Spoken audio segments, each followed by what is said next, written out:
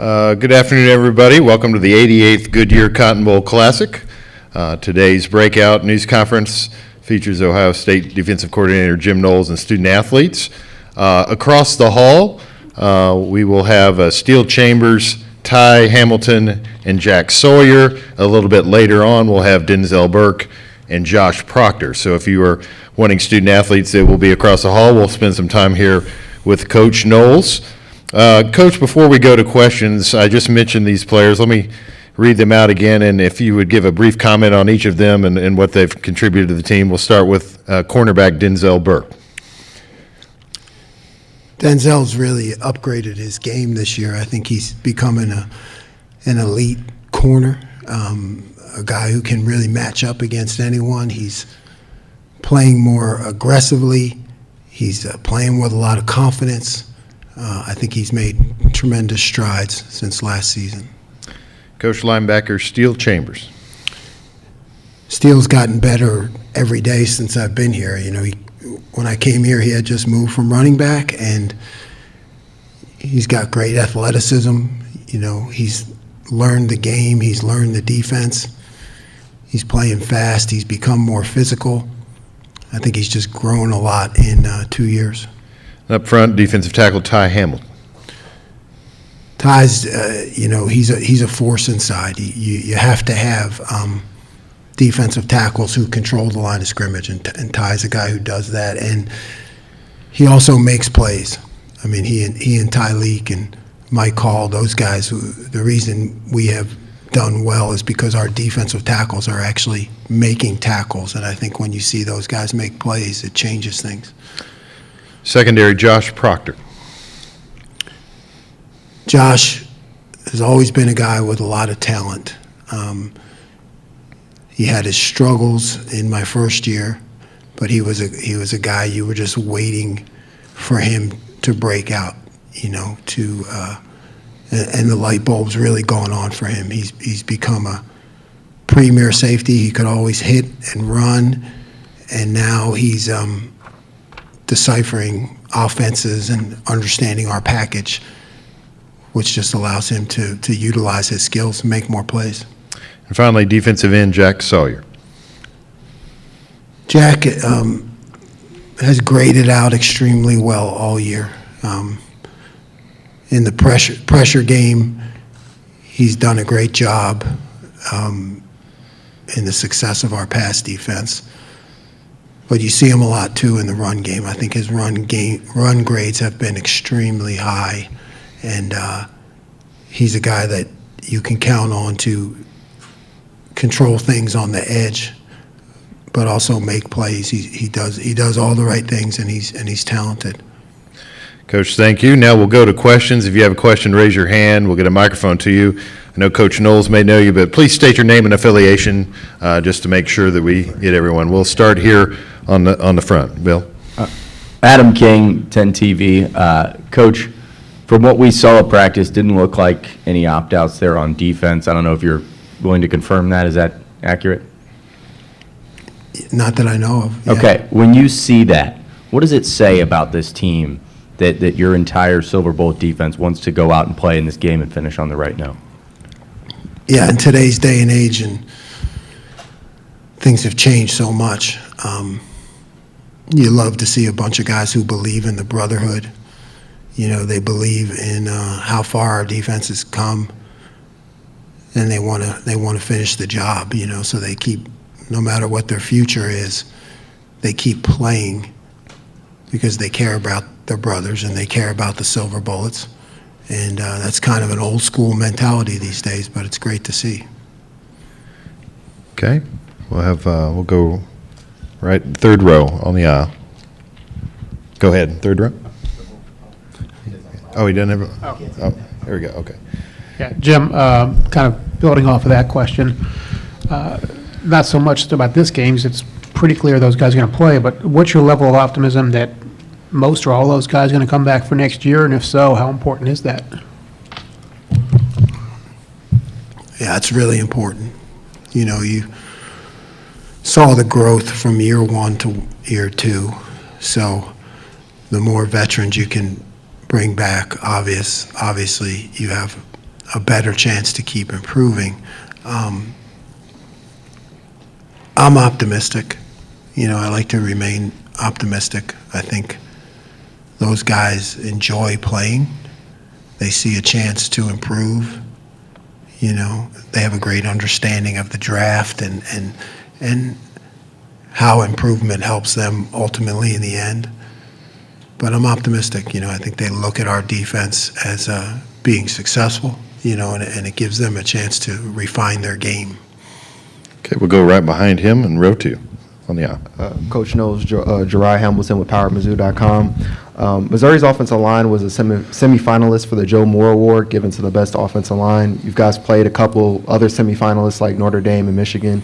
What qualities do you see in those other two teams that kind of made them tough to go against? And do you see similar qualities in Missouri or differences? No, I see a lot of the same qualities. I mean, they combined size and athleticism. So you have big guys who can run, who can move, understand the offense. They seem to be in the right position all the time, and that's tough to go against. I mean, they're as good as anybody we've played. Coach, we'll stay over here on our side to the front left. Tony Gerdeman, Buckeye Huddle. Jim, the Missouri receivers, what makes them special, and is this the best group that you guys have faced in terms of receivers this year? Yeah, overall, it's challenging, because they do spread the field. I think they create openings for their receivers and mismatches. There's a lot of motions. There's a lot of shifts, so they do a great job of getting those guys free. I think that's really a big thing. They're really good, but their offense is structured to get them free through movements and shifts. How much are you guys pointing out Luther Burden? Like, do you always have to know where he is when he's moving around? And they're in the backfield. I mean, absolutely. He's everywhere. He's as talented a guy as we have faced. He's a guy you said it. You better know where he is at all times, and he's in so many different places, so it makes it challenging. Coach, we'll go in this aisle in front of you, about 5 rows back on the. Jim, bowl season's such a good time for younger guys to get more reps and get more practice. Did you see what you needed to see from the 2s and the 3s over the last month to let you know that the future of the defense is in good hands? Yes, and it is. It's like another spring practice. So you get those guys. I look at C.J. Hicks and Gabe Powers and Arvell at the linebacker spot, where somebody's going to have to step up, and I see all those guys improving a lot, towards the end of the season and into this bowl practice. I think that's the position where we've made a lot of strides. Okay, we'll go back over here, right, same row. Jim, to follow up on the linebacker situation there, when Cody made his decision, what does that mean for you? Did that come as any surprise for building that group for next year? What was the reaction there with Cody? It was joy, I guess. I rarely smile, but Cody is that kind of guy. I mean, he represents everything that we do here, and he's got a great understanding of the game. I've always said that he could be a starter really anywhere in the country. So to have him back is a pivotal cog for the defense. I think, the more he plays, everyone's going to see how talented he is, and he's a great young man too. Coach, we'll go in the section in front of you, 3rd row in the middle. Jim, Andy Bax from Letterman Row. With Sonny kind of taking over for Lathan at that strong safety spot, what have you seen for his development? And does that affect your, look at his development and trajectory overall at the safety position? Yeah, Sonny started out right in that nickel position, and I've always believed that he could be a high safety. He could be a dominant high safety. I think he's shown that he can do the things that any safety can do with that kind of size and athleticism. It gives us a lot of options, because he's played to the field in that nickel position. He's played the high safety. Sonny's really talented. Sonny can move down into the box. He's really shown that he can be anything we ask him to be. He really has a multitude of skills. Coach will stay in the same row just to his right. Tim May, Letterman Row. Jim, I was wondering, what did you emphasize sort of overall in pre-bowl practice leading up to this, coming out of that season? Because with the exception of maybe one drive, it was a hell of a season, when you really get right down to it. But and then what have you seen? Have you seen a resolve from these players about, as they talked about to us a week and a half ago, of going out the right way? Yeah, there's a resolve. These guys, like you said, it's been a year of improvement on defense. It's been a year where the defense has taken the challenge to step up for everyone, and I know they want to go out that way. I think that's why you don't see any opt-outs. I mean, you see guys, got a bad taste in their mouth, and they want to finish the right way.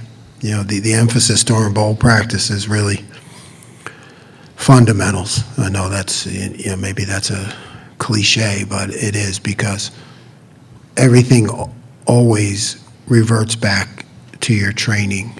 It all reverts back to your training.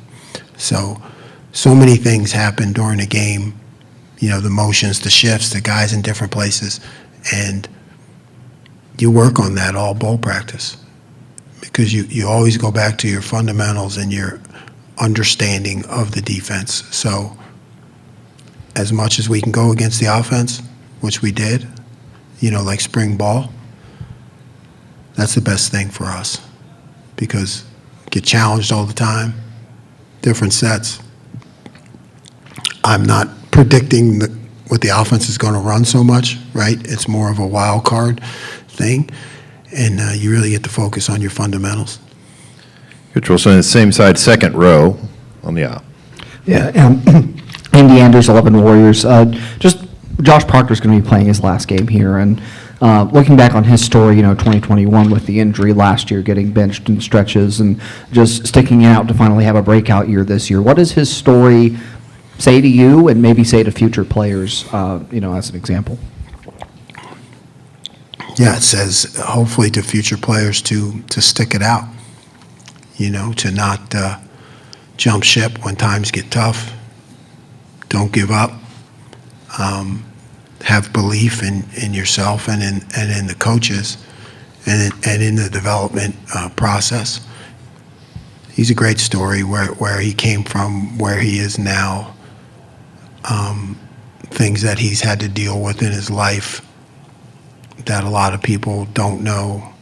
He's just, he's overcome a lot. So I think everybody can look at that guy and say, if I stick to the plan and I trust the coaches, I'm going to eventually succeed. Josh has done that. We'll continue with Coach Knowles. Steele Chambers, Ty Hamilton, and Jack Sawyer are beginning across the hall. If need those student athletes, we'll continue here with Coach. We'll go down here in the front row on the aisle. Jim, you're facing a receiver, Luther Burden, who does so much after the catch. I think he's second nationally in the yards after the catch. When you face a receiver who can do all that once the ball's in his hand, what's the challenge of trying to contain the ball? You have to tackle him before he gets started. I mean, that's the key. Really breaking on the ball and getting him before he gets started, because like you said, he's dangerous after the catch. So you got to be great in your breaks and leveraging him and owning your hip and doing all the right things that you're trained to do.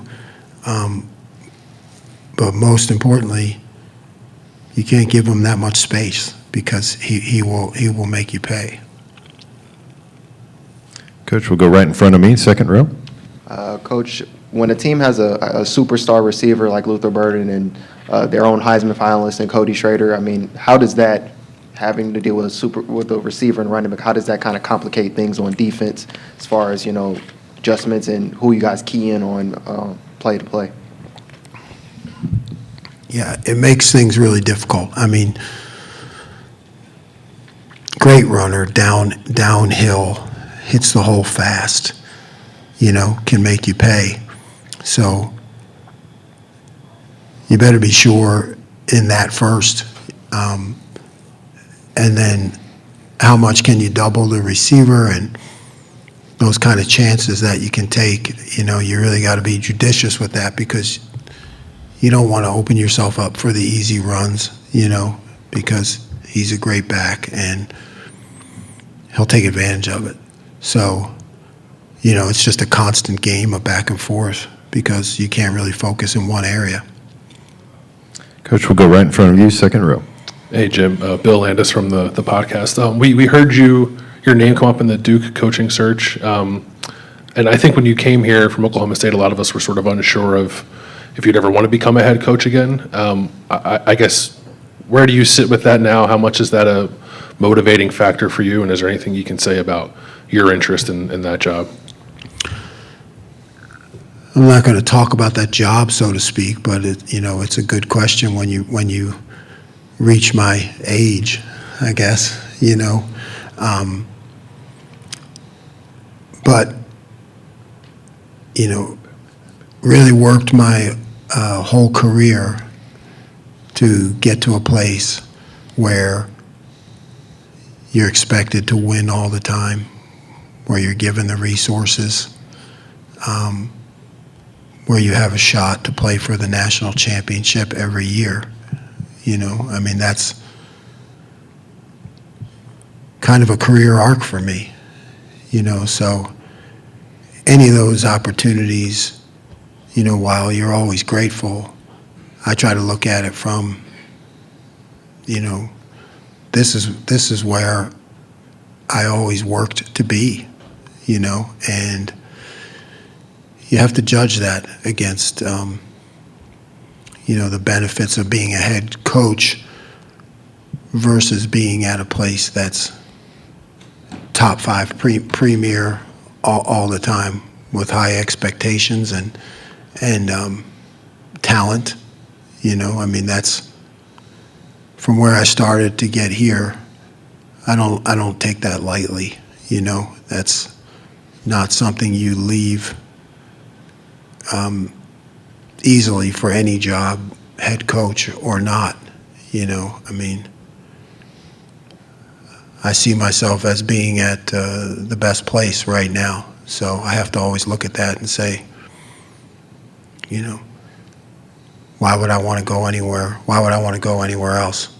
That's Ohio State is the top of the top. So I think when you're a young coach and you aspire to be a head coach and all that, and I've done that. But once you get to a place where winning is expected, where, it's a purpose-driven program with a great head coach, with the chance to run the defense.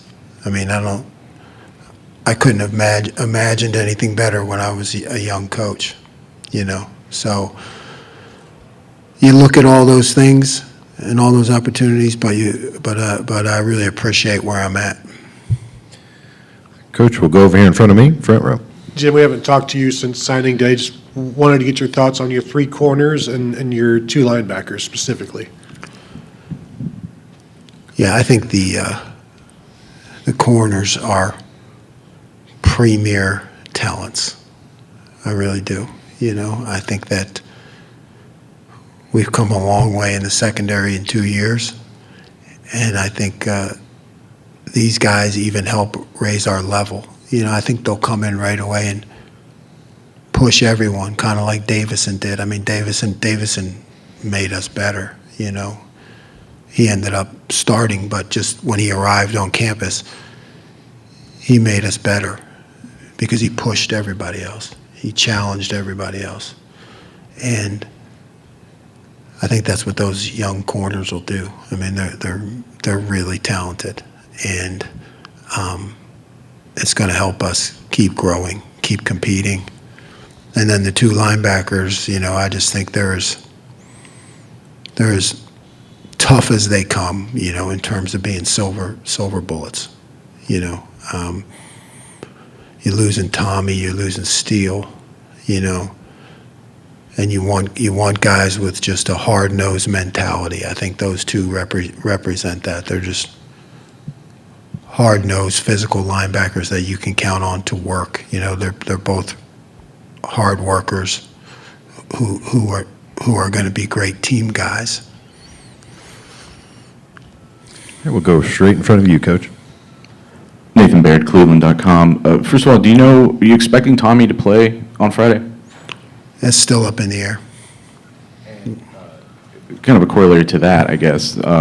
You told us back, I guess it was May or whatever, kind of the famous quote that you were going to unleash C.J. Hicks this season.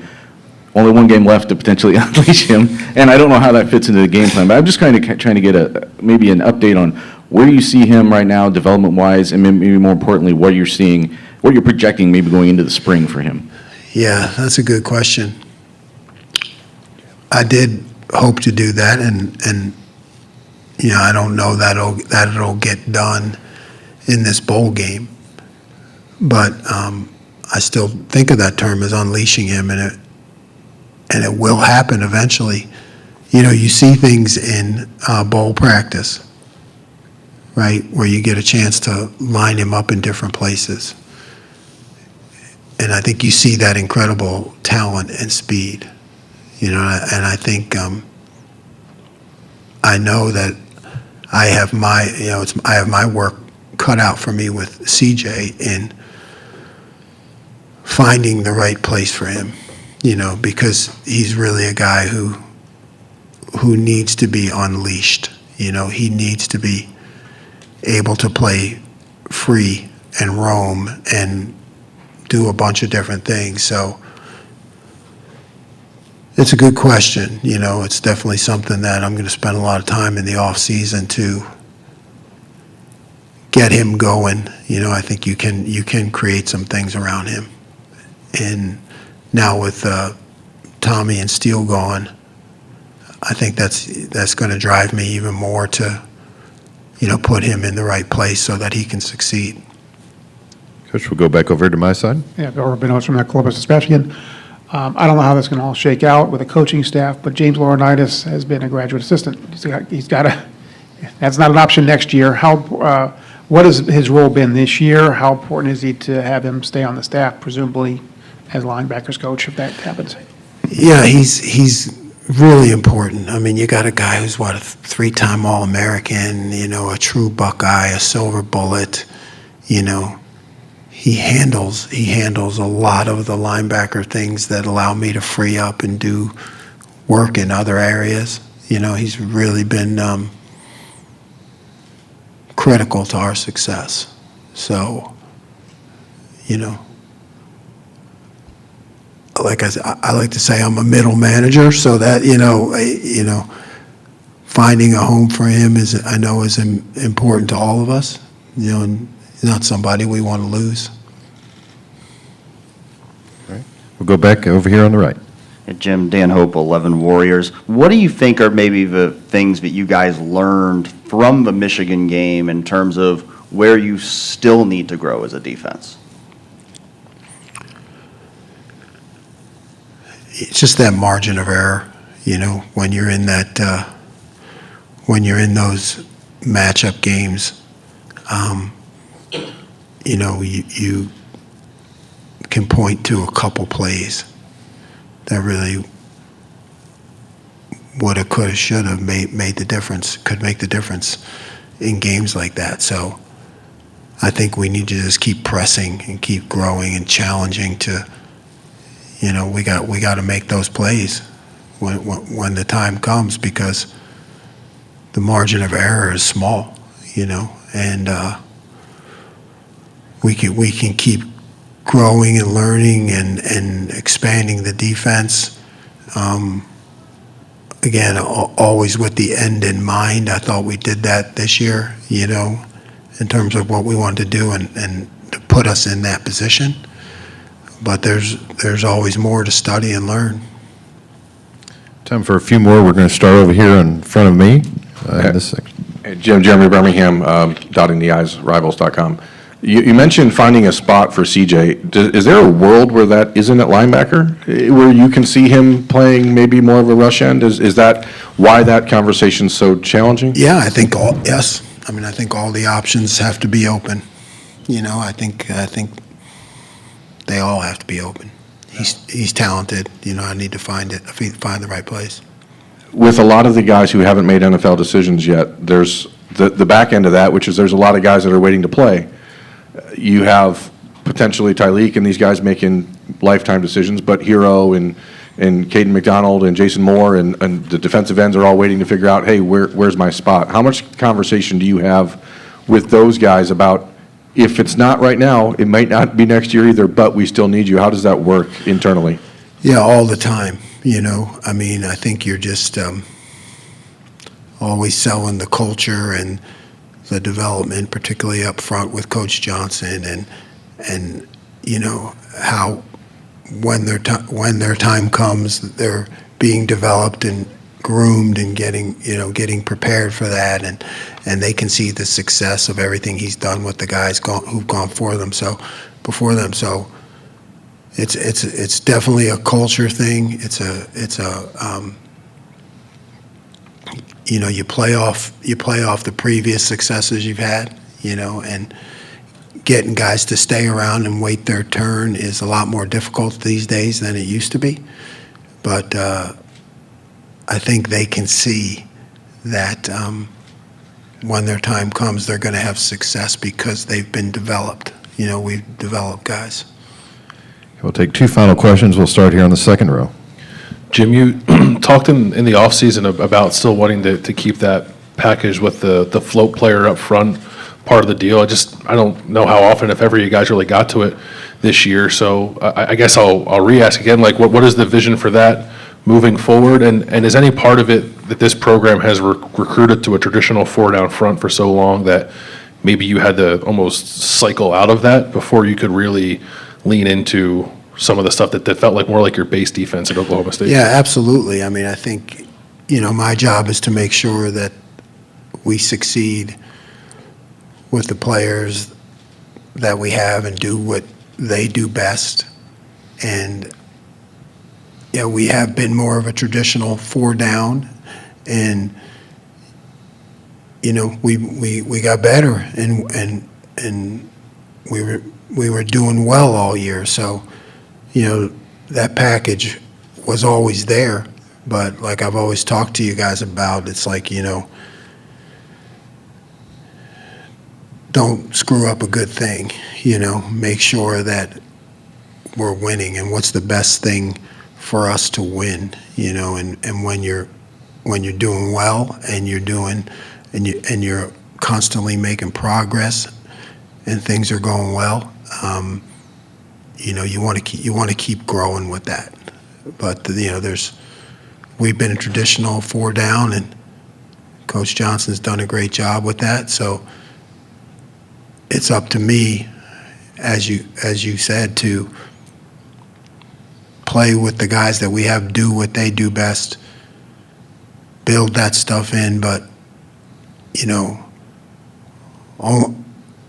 use it to win games, you know, use it to win games, not just because I like it, you know, I think you go into next, you know, we'll look at it again, you look at it in the off season, who you have, what they do best, and you make those decisions about how much you're going to invest in those kind of things based off your study, you know, and really about the players that you have, what they do best. Okay, we'll take one final one here to the right. Jim, I know you said you're optimistic about the number of people coming back next year, but it's specifically at linebacker, losing Tommy and Steele, Reed went in the portal. Do you feel like you have to add someone transfer-wise at that position just to bolster numbers and depth, and do you anticipate that happening here in the before this spring semester? Yeah, I don't think we have to. I mean, I think when you're at Ohio State, you got to be really judicious with what you do. So we're always looking, you know, but there's a fit here that's necessary. You're not making massive changes because we are a premier program and now we're a premier defense. So you have to always look at the balance, like the balance at every position and how a transfer affects that, you know, the culture. I mean, everything's got to fit right. So we're always looking. I don't think we have to, but you know, if you find the right guy in this day and age, you got to be ready to move. As you know, it fits talent wise, but he's got to fit culture wise too. So we're real. You know, we've developed guys, and they're ready to play. So, you know, you got to trust that development process and you know, give them their shot. Coach, thanks for joining us today. Thank you. Reminder that players